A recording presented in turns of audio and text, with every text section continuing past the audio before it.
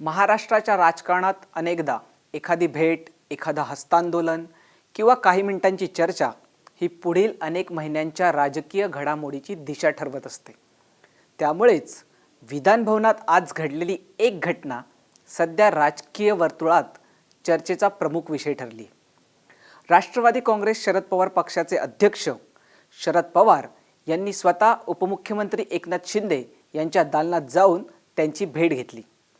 विशेष म्हणजे त्यावेळी शिंदे मंत्रिमंडळाच्या बैठकीत व्यस्त होते. मात्र पवार स्वतः दालनात आलेत असं कळताच शिंदेंनी कॅबिनेट बैठक काही काळासाठी सोडली आणि ते तातडीने आपल्या दालनात आले. नमस्कार, मी रोहित. मुंबई तकच्या या व्हिडिओमध्ये आपलं स्वागत आहे. पवार आणि शिंदेंची भेट ही घटना वरकरणी शिष्टाचार भेट वाटत असली तरी महाराष्ट्राच्या सध्याच्या राजकीय परिस्थितीची एकूण वातावरण पाहता तिचे अनेक राजकीय अर्थ लावले जात आहेत. शरद पवार हे विधान भवनात आयोजित केलेल्या महाराष्ट्र एकीकरण समितीच्या बैठकीसाठी आलेले, पण बैठक संपल्यानंतर त्यांनी थेट शिंदेंच्या दालनाकडे आपला मोर्चा वळवला. दरम्यान पवारांनी स्वतः एकनाथ शिंदेंच्या दालनात जाण्याचा निर्णय घेतल्याने या भेटीचं महत्त्व अधिक वाढलंय.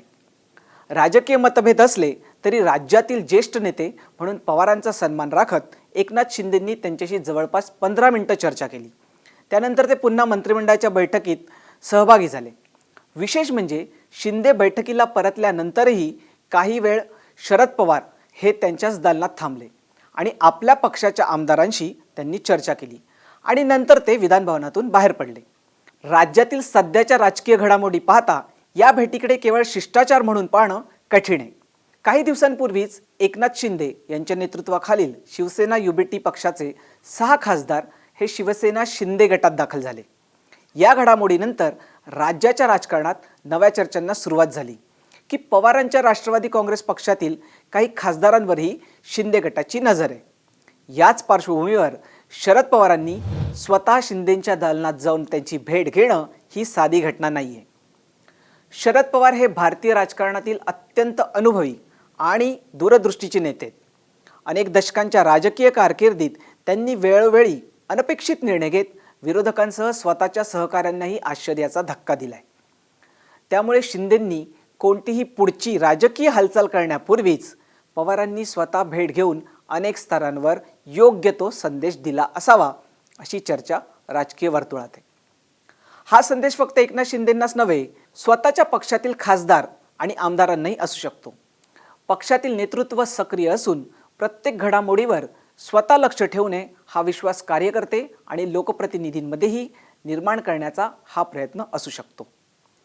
पवार आणि शिंदेंच्या भेटीचा आणखी एक राजकीय अर्थ हा मुख्यमंत्री देवेंद्र फडणवीस यांच्या संदर्भातही काढला जातोय. राज्यात महायुतीचं सरकार हे फडणवीसांच्या नेतृत्वात चालतंय, तरी शिवसेना आणि भाजप यांच्यातील राजकीय समन्वयावर कायम चर्चा होते.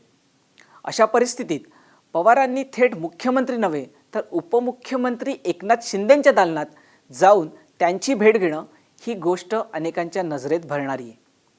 राजकीय जाणकारांच्या मते या भेटीतून पवारांनी आपण राज्यातील प्रत्येक महत्त्वाच्या सत्ता केंद्राशी संवाद ठेवू शकतो हा संदेश दिला असण्याची शक्यता नाकारता येत नाहीये. महाराष्ट्राच्या राजकारणात शरद पवार हे संवादाची दारं कधीच पूर्णपणे बंद करत नाहीत अशी त्यांची प्रतिमा आहे. दुसरीकडे काही विश्लेषकांच्या मते मुख्यमंत्री फडणवीस हे महायुतीचे प्रमुख रणनीतिकार मानले जातात. अशावेळी पवारांची शिंदेंशी झालेली ही भेट फक्त शिष्टाचारापुरती नव्हती, तर महायुतीतील सर्व घटकांना आपण अजूनही महाराष्ट्राच्या राजकारणातील प्रभावी खेळाडू आहोत याची अप्रत्यक्ष जाणीव करून देण्याचाही प्रयत्न आहे. याशिवाय अलीकडच्या काळात महाराष्ट्रातील राजकीय समीकरणं वेगाने बदलताना दिसत आहेत. अशावेळी कोणत्याही संभाव्य राजकीय हालचालीपूर्वी संवादाची दारं खुली ठेवणं हा शरद पवार यांच्या राजकारणाचा जुना स्वभाव आहे. त्यामुळे या भेटीकडे त्याच दृष्टिकोनातून पाहणारेही अनेक राजकीय निरीक्षक आहेत. मात्र या सर्व चर्चा राजकीय विश्लेषणाच्या पातळीवर आहेत. शरद पवार किंवा एकनाथ शिंदे यांनी या भेटीमागील कोणती राजकीय उद्देश अधिकृतरित्या स्पष्ट केलेला नाहीये. त्यामुळे या भेटीचा नेमका अर्थ काय होता हे भविष्यातील राजकीय घडामोडीवरनंच स्पष्ट होईल. आता तुम्हाला हा व्हिडिओ कसा वाटला हे आम्हाला कमेंट करून सांगा. याशिवाय जर तुम्ही मुंबई तकचं यूट्यूब चॅनल सबस्क्राईब केलं नसेल तर तात्काळ सबस्क्राईब करा. तसंच मुंबईतक.in या आमच्या वेबसाईटला देखील भेट द्या. धन्यवाद.